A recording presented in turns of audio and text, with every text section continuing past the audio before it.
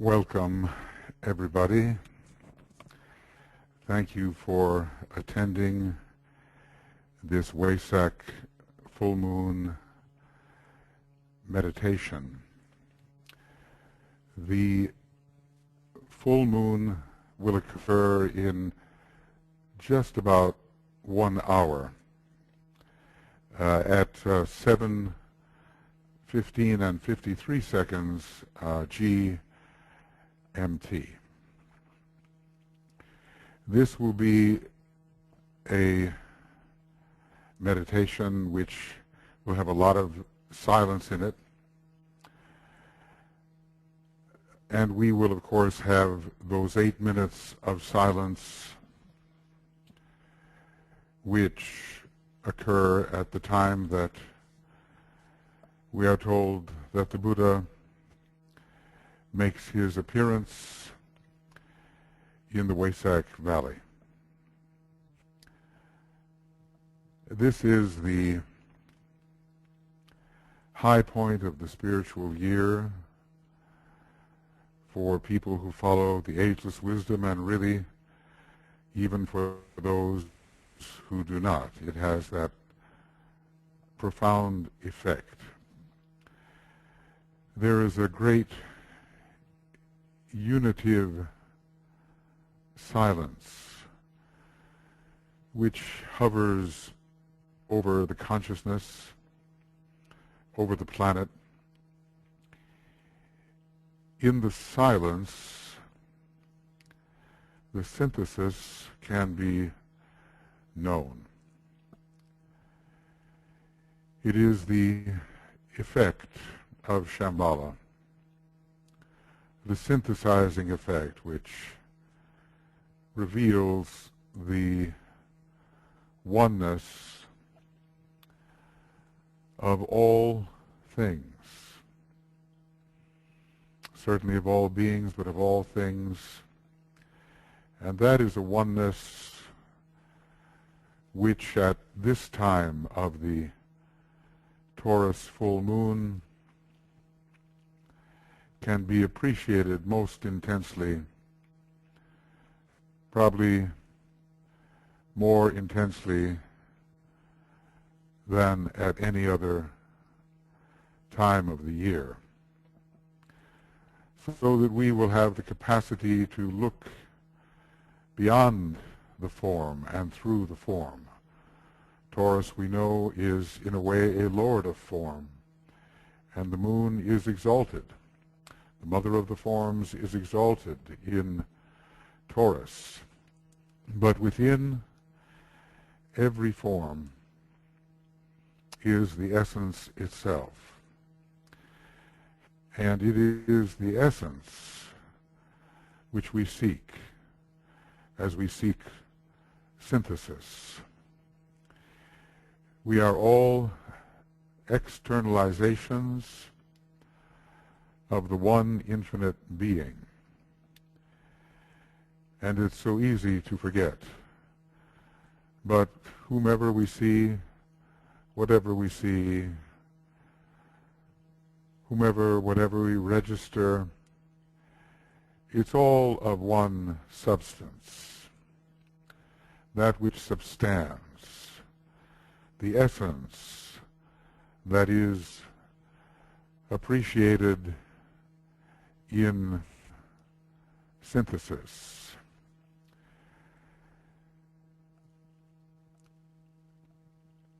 I would like to show you a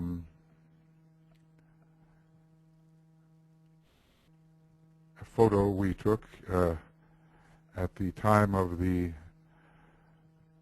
period, at least of the Shambhala impact in the year 2000. This is the, we're quite distant from this great rock. It takes really some time to climb. It looks very small here, but that's because we're so far away. And that is the flat rock on which the etheric ceremony of the hierarchy invoking the Buddha is said to occur. The actual Wesak at that time took place in the afternoon, and so there was definitely light. Here off to the right is the peak of Mount Kailash, Mount Meru, they call it the sacred mountain. There's so much lore about this mountain. Here is maybe a little more colorful photograph of that same valley with the rock, and then behind the rock begins the Kora of some, well, over 50 kilometers around Mount Kailash, the pilgrimage. We are all of us now on a pilgrimage. Our consciousness is going deep into the inner planes, and we will be as if participating with those august personages in the Wesak Valley. There it is night, maybe something like 12 o'clock at night. And perhaps the moon will be full. And we will be present to all that transpires.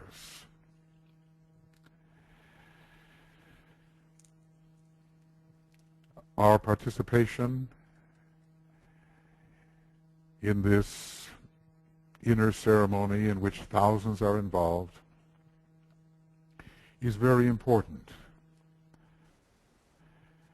because we are to make of this the high point of inspiration, so that we can carry the blessing of the Buddha through the Christ and his hierarchy to disciples such as we are. Carry this blessing to humanity in the practical work that we are doing. It doesn't make any difference how humble that work may be. It is all necessary. And the blessing of the Buddha will help us, as it does every year, to do a still better job in bringing about the expression of the divine plan conceived by the hierarchy in response to the purpose of Shambhala. We live in times that have been foreseen for millions of years, a pivotal time in which humanity can make its transition into the fifth kingdom of nature. And it is of the utmost importance that we participate in this transition, because we know enough to do it.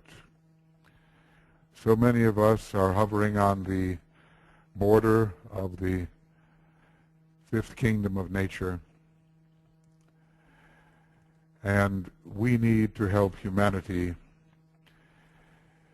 at least those who are in advance, to take that step so that everybody can be raised. This is the reason that the Buddha came. This is the reason that the Christ came, and that he is staying for 5,000 years instead of simply 2,500, the normal span of service of the Bodhisattva. We have so much work to do, and the inspiration that we can gather from this ceremony is utterly necessary as we do our best in response to what is given to us to lift everyone that we can. Now we will begin our meditation.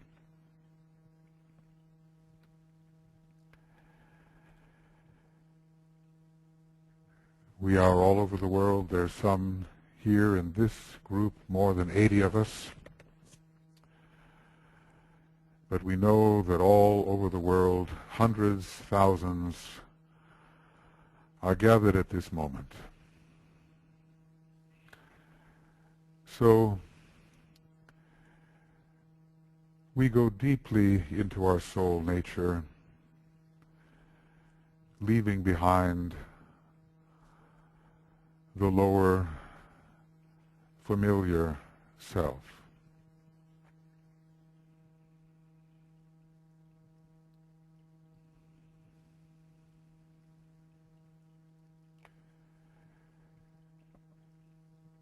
We are as if in the world of the soul, and as we reach out to each other and to the members of the new group of world servers, wherever they may be found, and to the men and women of goodwill, and actually to all of humanity, in the body or out of the body, we reach out in soul. It's not a collection of persons, but a great unity of souls who feel their connection to each other.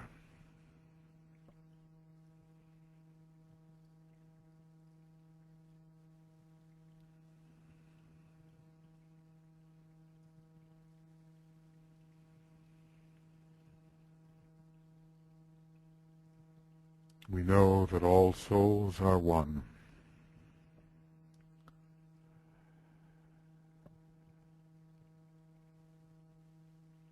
And despite all the differences that seem to exist on the outer levels and in the personality, and even in the egoic lotuses, the differences seem to exist. The essence is one.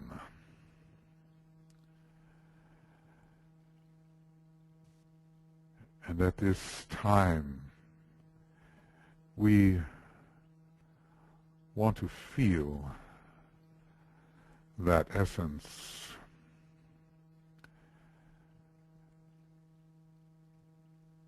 And know that there is but one soul of humanity.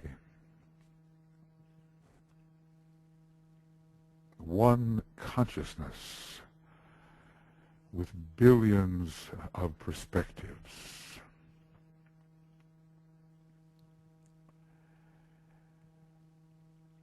And we know there is no my soul, no thy soul,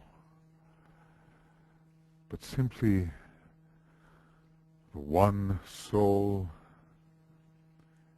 which extends to the farthest reaches of the universe.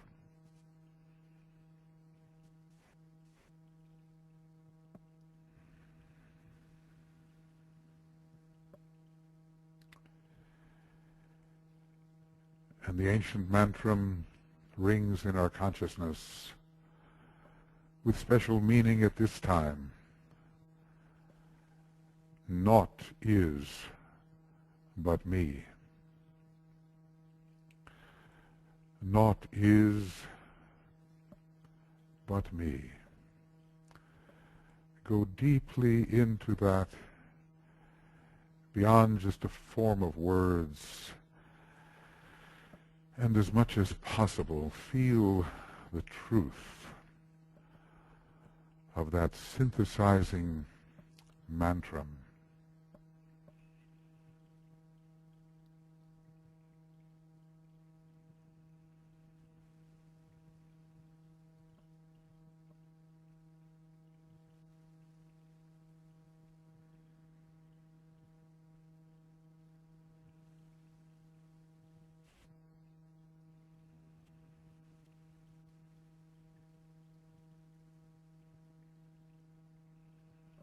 No matter what person you may imagine, what group of people you may imagine, known or unknown to you personally, naught is but me.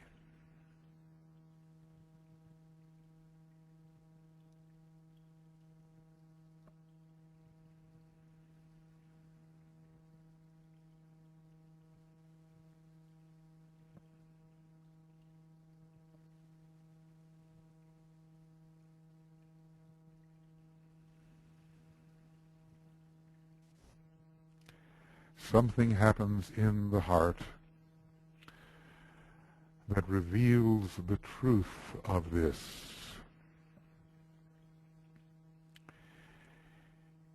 It is not who you see or who you imagine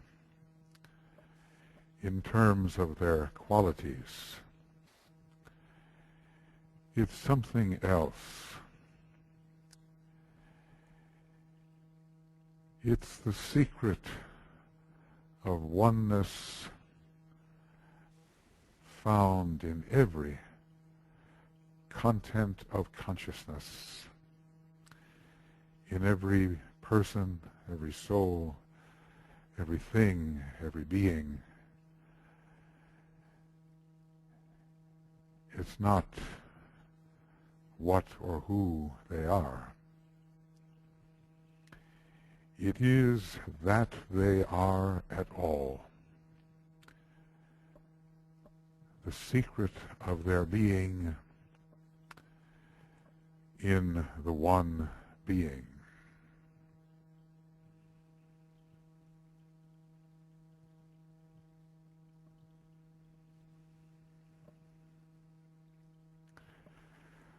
So think of all those people meditating,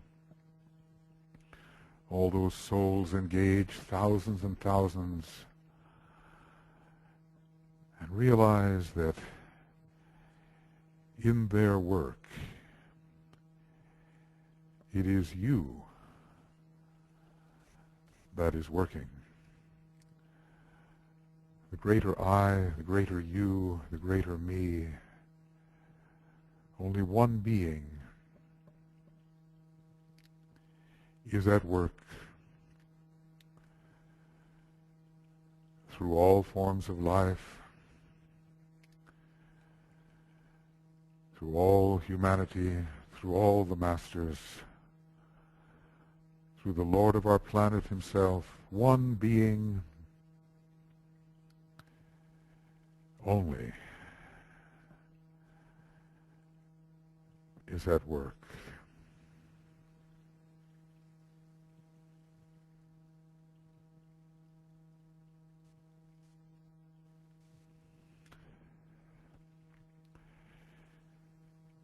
It's as if via the Antakarana, the multicolored rainbow bridge through which we aspire to the heights, it's as if it touches ever deeper layers of that one being.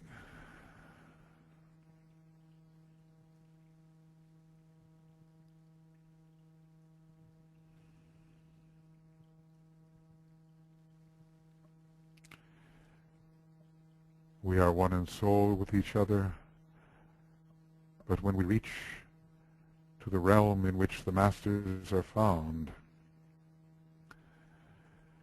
the cosmic ethers,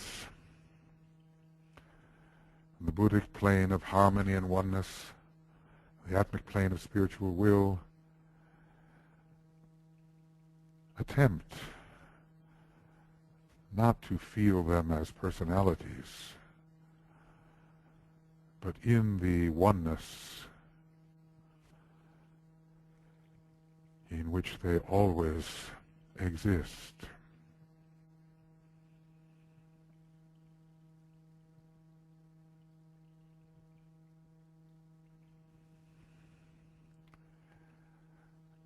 Look at them all and find not just distinct, highly developed souls, but one being that unites them all.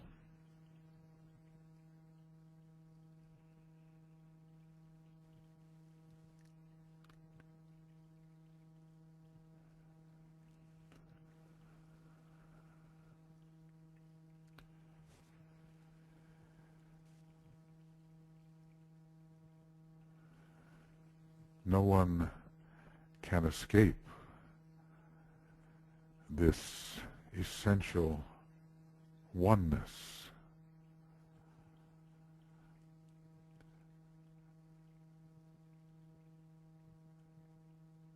As we imagine the Christ, we see him in our mind's eye, feel the oneness in which he perceives all of us.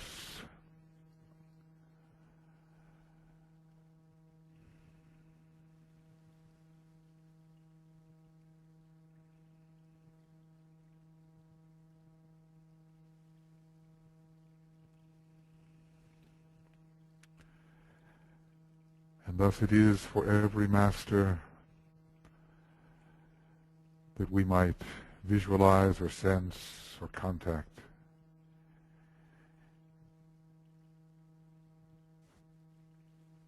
It's all done in this pervasive, silent synthesis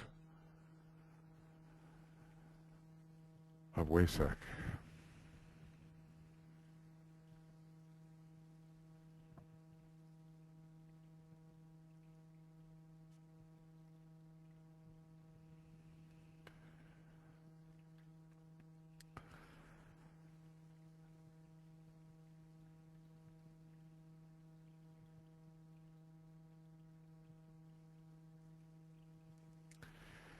And when we lift our imagination as a group towards Shambhala, we are truly entering the realm of being, which the Buddha coming forth will represent, and which the Lord of the world, holding the entire planet in synthesis, expresses. The being of Shambhala.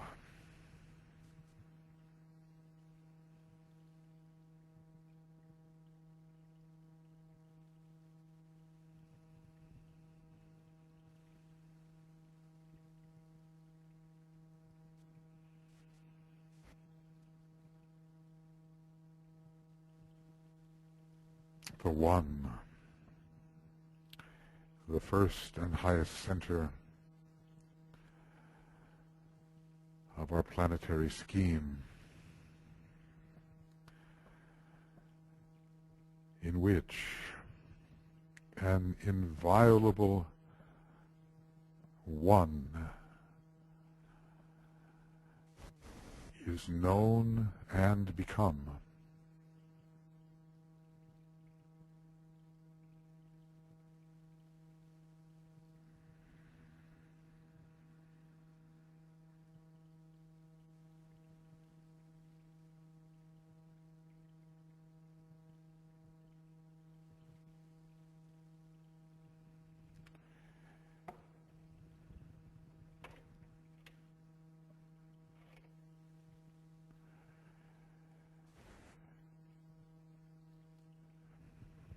This is the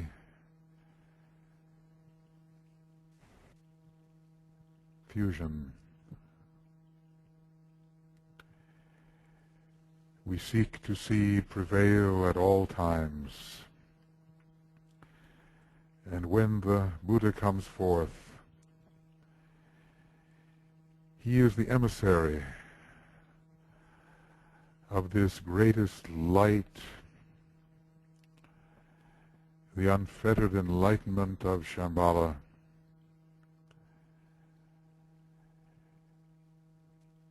in which the One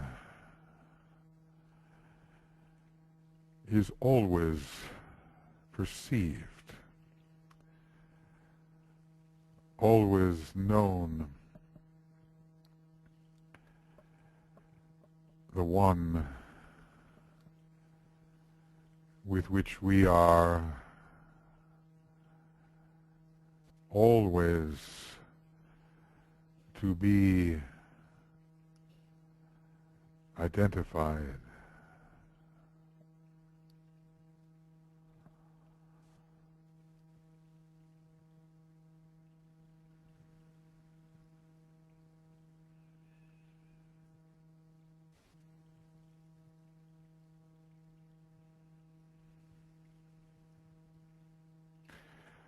Throughout all eternity, one can never escape being this essence.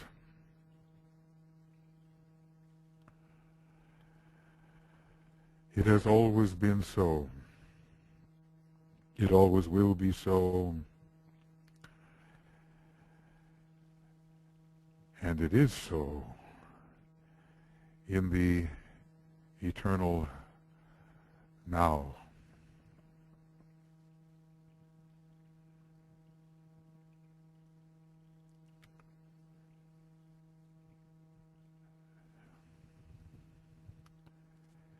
This is what the monad, which is the One, can convey to us. That monad,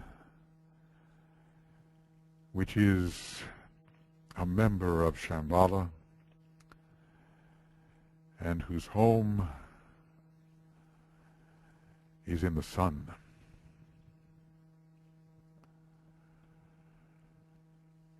The deepest levels of the sun.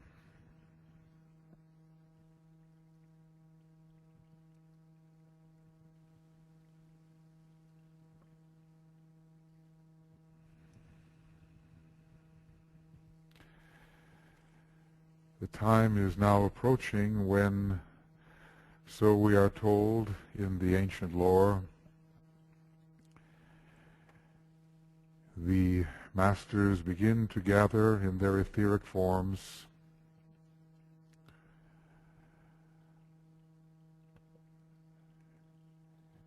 in the valley.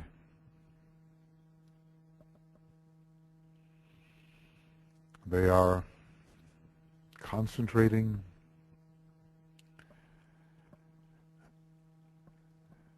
their energies together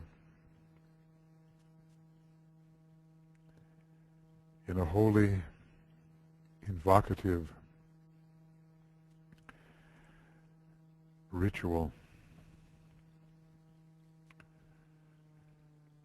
using the ancient mantras. We are told in the Pali language,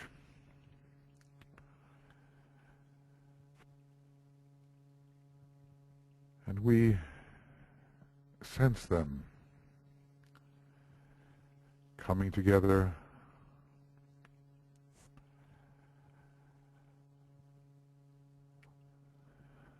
on that rock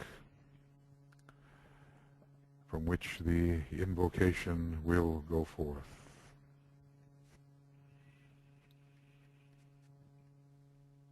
This is a night view. It's not to scale, but it gives the idea. What is on the floor of the valley is actually occurring on that rock, and the three great lords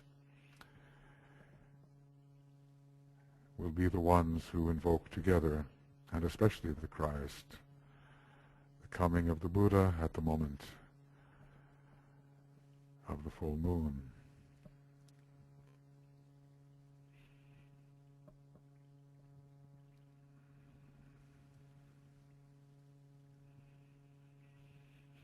All the energies of the Great Ones are concentrated toward Shambhala.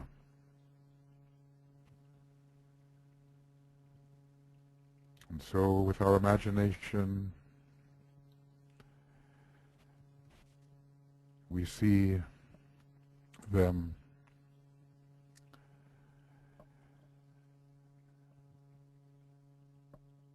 beginning their slow rhythmic movement in geometrical forms, and their chanting, which prepares the ethers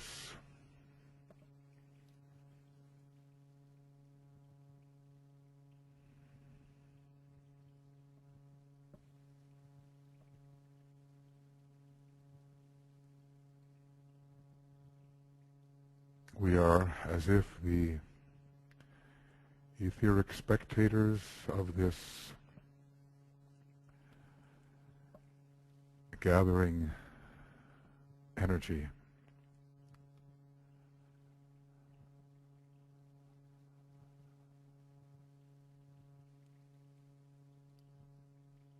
And we seek to feel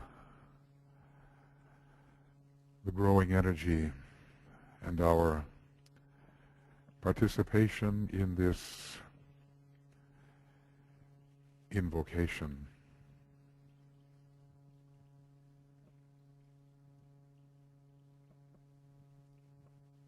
And for a while we simply seek to sense with our inner sensitivity what may be transpiring there.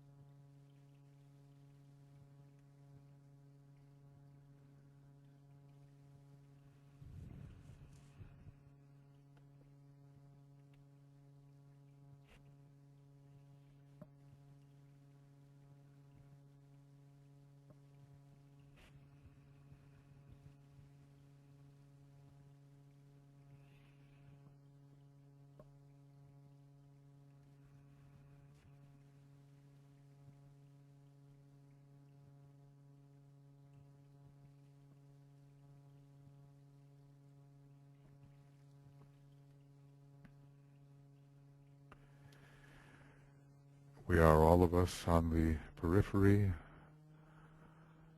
of these great events, but we feel the growing inspiration.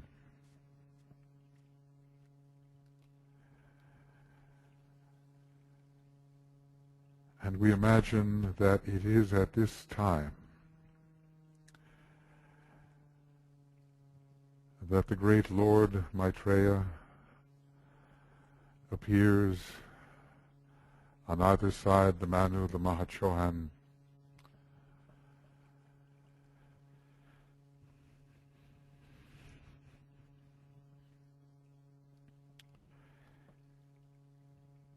and we humbly seek to dwell within his presence.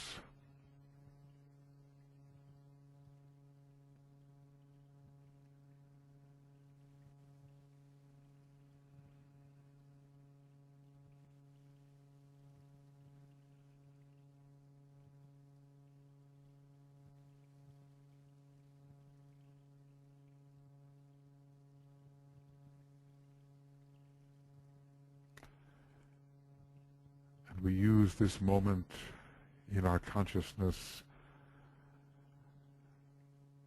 to approach Him, to pledge ourselves to Him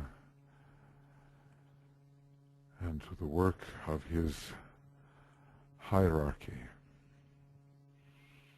the ashram of the great king.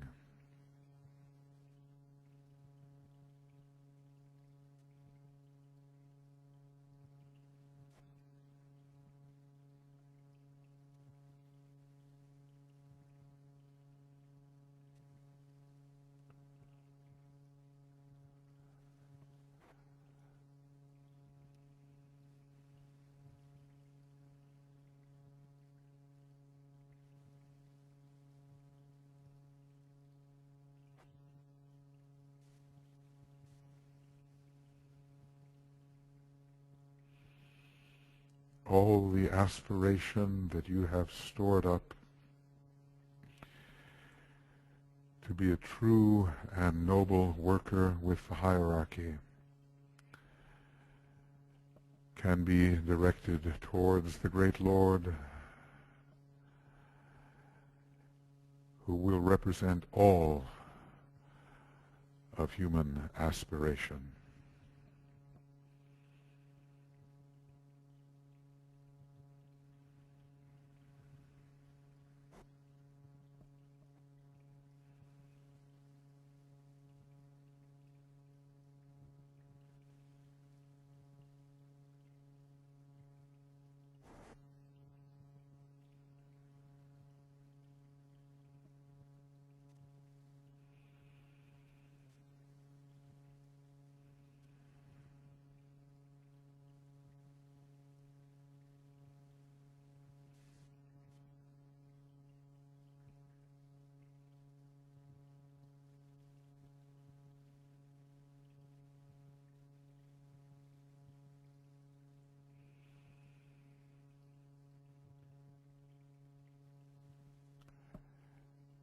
And if at this time there is anything that on behalf of the good, the true, and the beautiful, that you would communicate with Him, to Him, let it pass forth into His recognition with all those that aspire to the good, the beautiful, and the true.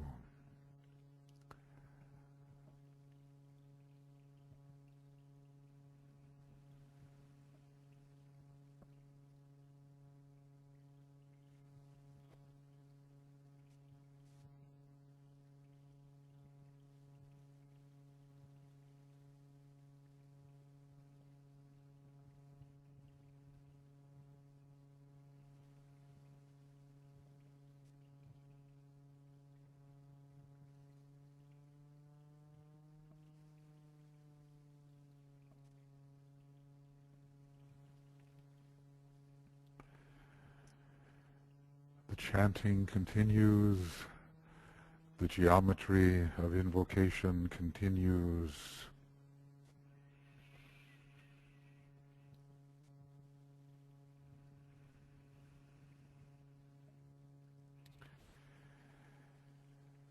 Mantras that we do not know will be used to invoke the coming of the Buddha.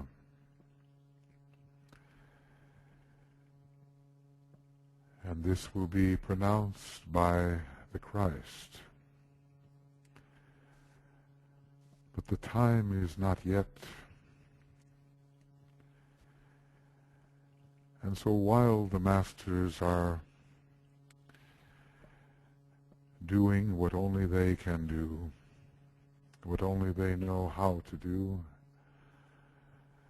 and as the Christ is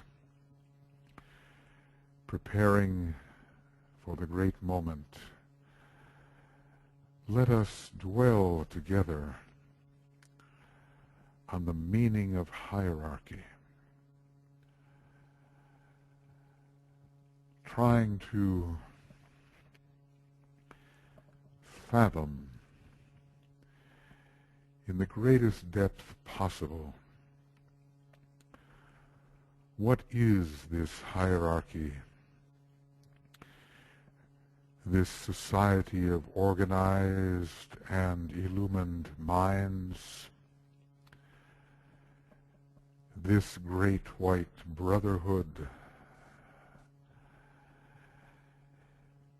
this triumphant church of the Christ,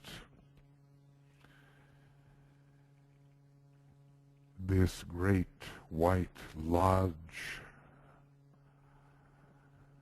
What is it? What is it doing on our planet in response to Shambhala, in response to the greater White Lodge on Sirius? What is it doing? And how may we, as co-workers, be more closely united to it, so that their love and compassion for humanity may work through us and thus contribute to the lifting of the entire human race. We will dwell in some silence on the presence of hierarchy, its meaning, its nature, our relationship to it, and the relationship of all humanity to it.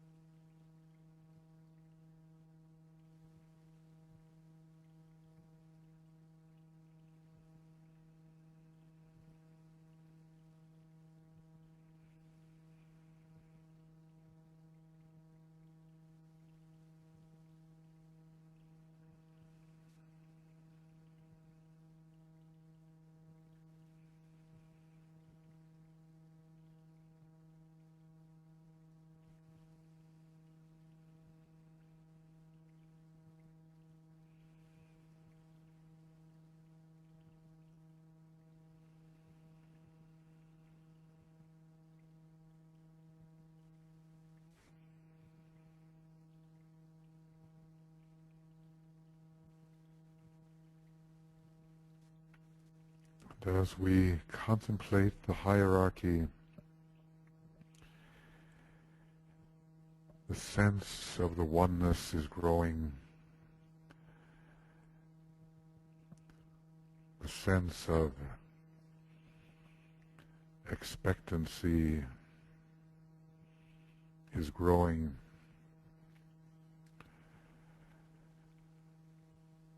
Our inescapable participation in the synthesis that is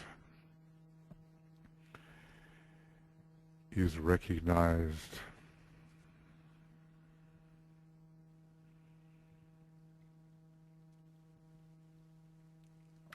Our solidarity with the great ashram of Sanat Kumara, over which the Christ presides, is growing stronger and stronger, and will be sustained throughout the year.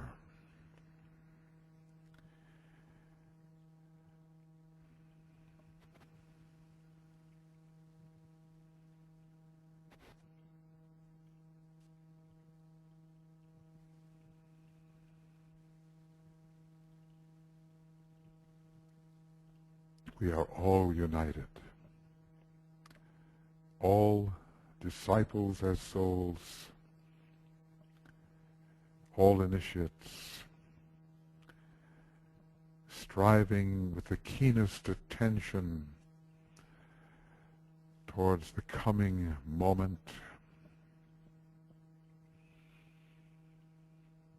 no matter where we may be on this planet.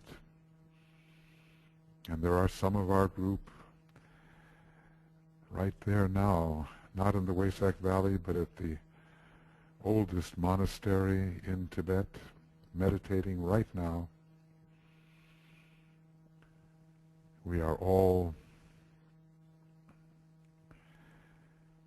one in our aspiration and our readiness. So now, in the silence, it will be your time to prepare yourself in your own way, in humanity, in the One, for the coming of the Buddha. And at that time, which will be about 9 minutes from now, I will ring a bell, and then after the 8 minutes have passed, I will ring the bell again. What you do in this time of preparation and during the 8 minutes, may it be the highest form of attunement, love, receptivity, the highest that is in you. And so we will go into the silence, and the silence will be maintained a little after the second bell rings.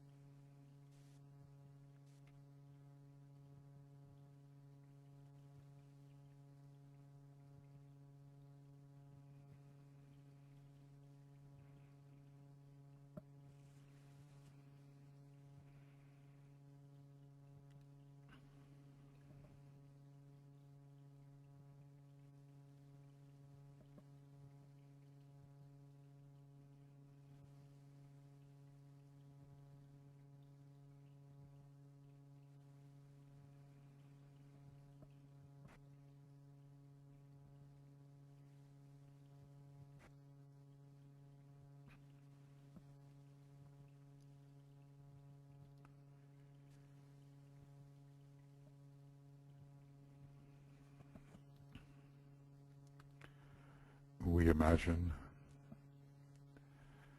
as a group that we are filled with the Buddha's energy as transmitted by the Christ and the hierarchy.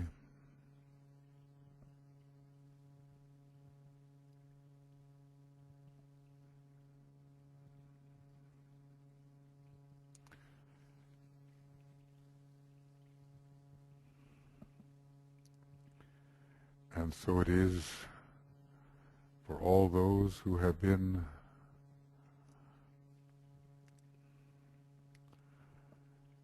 consecrated, attentive at this time.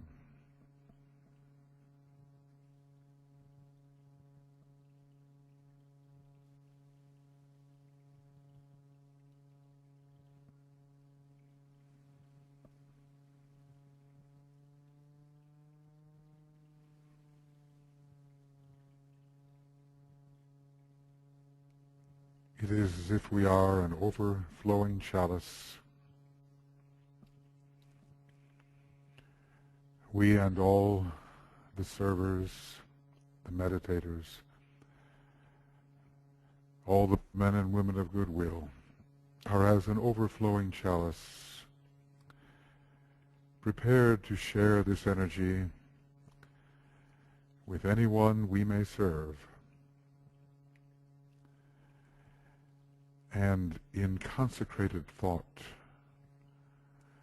with all humanity.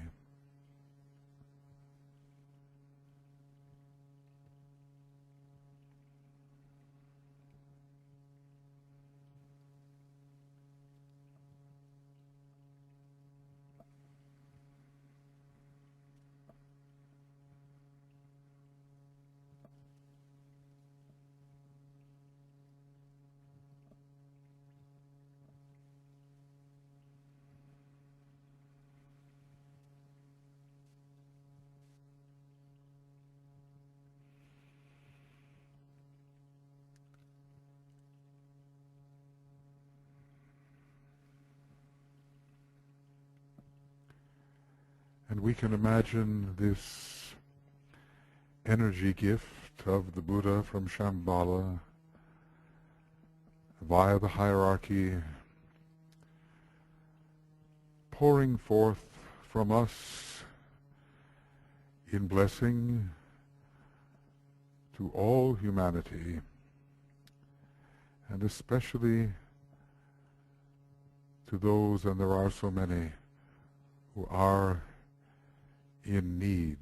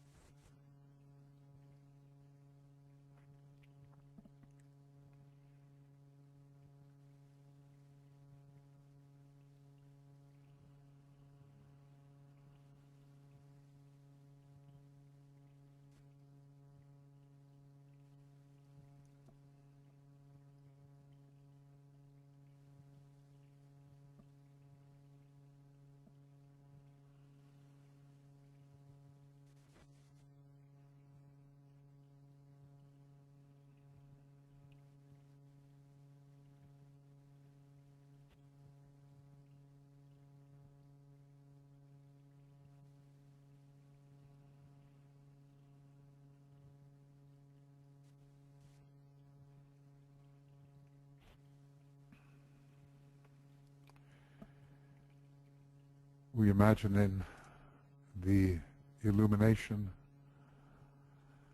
humanity growing at this time when the forces of enlightenment are so strong. We imagine the illumination of humanity under the reception of this great energy. The light within all human beings increasing,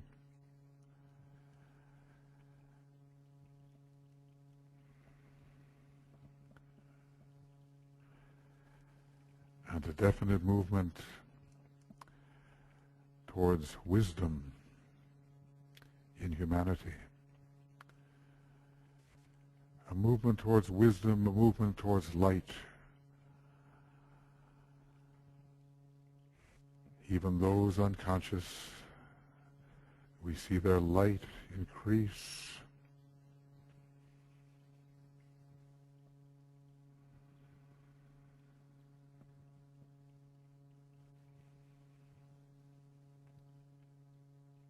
The forces of enlightenment pouring into the planetary whole.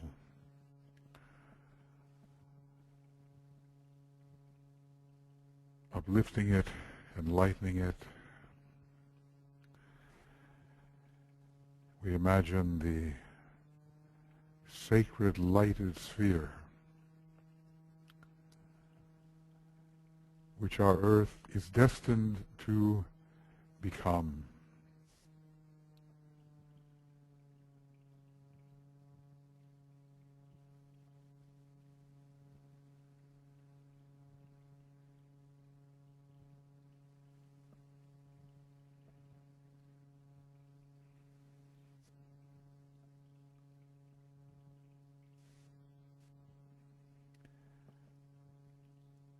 We, part of this divine circulatory flow of the greatest light, intent on helping our earth become the sacred lighted sphere.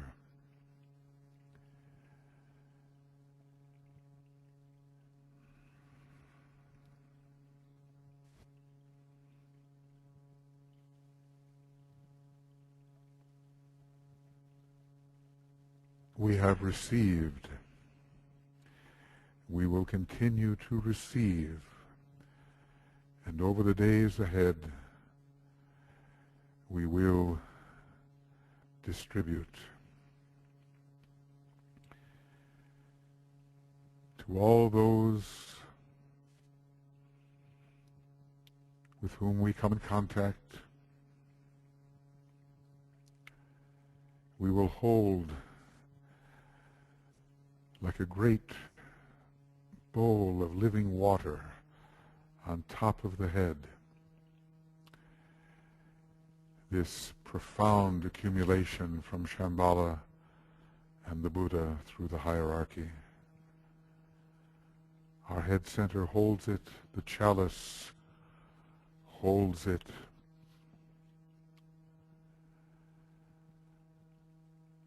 And our joy in these next 3 days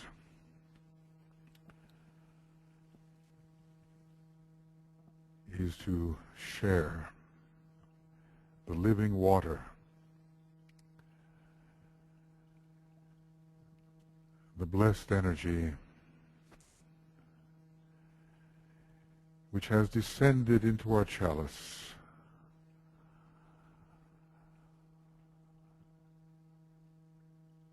And we do this with all of our brothers and sisters as souls within the one soul.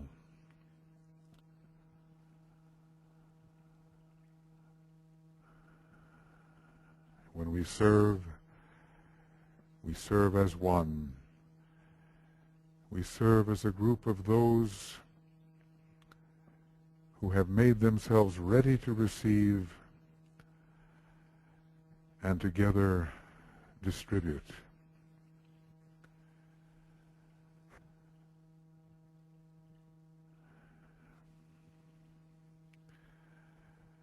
So holding our point of tension,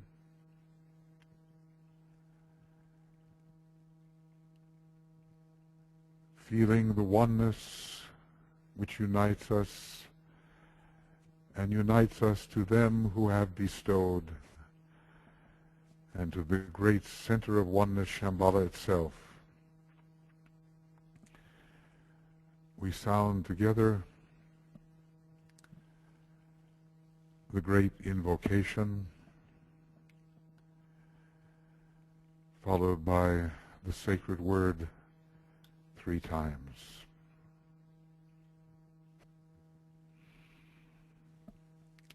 From the point of light within the mind of God, let light stream forth into the minds of men. Let light descend on earth.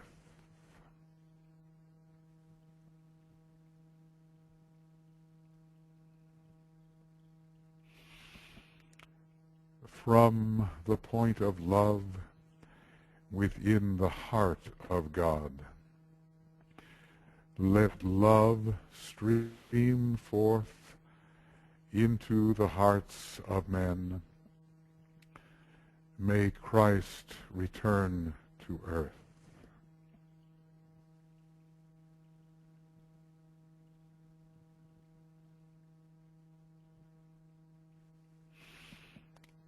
From the center where the will of God is known, let purpose guide the little wills of men, the purpose which the masters know and serve.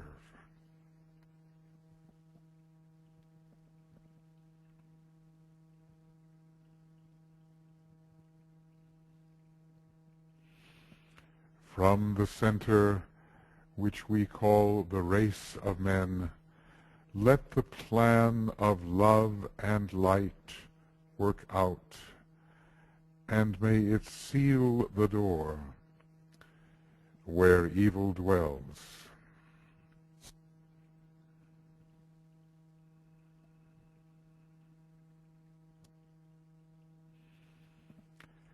Let light and love and power restore the plan on earth.